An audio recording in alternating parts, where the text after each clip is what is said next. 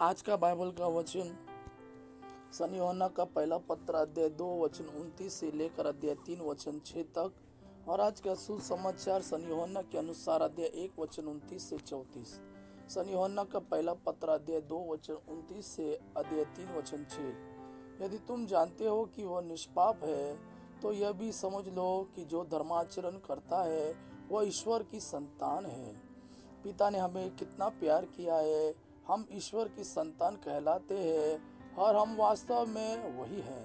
संसार हमें नहीं पहचानता क्योंकि उसने ईश्वर को नहीं पहचाना है।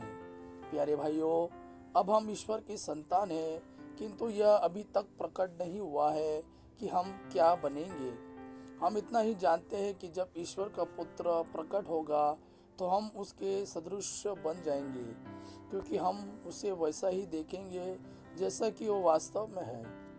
जो उससे ऐसी आशा करता है उसे वैसा ही शुद्ध बनना चाहिए जैसा कि वह शुद्ध है। जो पाप करता है वह ईश्वर की आज्ञा भंग करता है, क्योंकि पाप तो आज्ञा का उल्लंघन है। तुम जानते हो कि मसीह पाप हरने के लिए प्रकट हुए।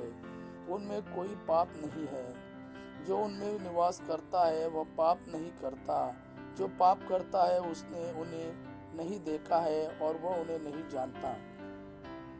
आज का सुसमाचार सनी यूहन्ना के अनुसार अध्याय 1 वचन 29 से 34। दूसरे दिन यूहन्ना ने ईसा को अपनी ओर आते देखा और कहा, देखो ईश्वर का मेमना जो संसार का पाप हर लेता है।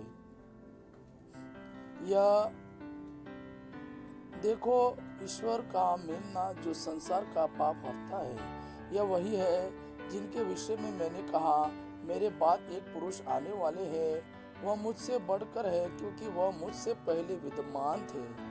मैं भी उन्हें नहीं जानता था, परंतु मैं इसलिए जल में से बपतिस्मा देना आया हूँ कि वह इज़राइल पर प्रकट हो जाए।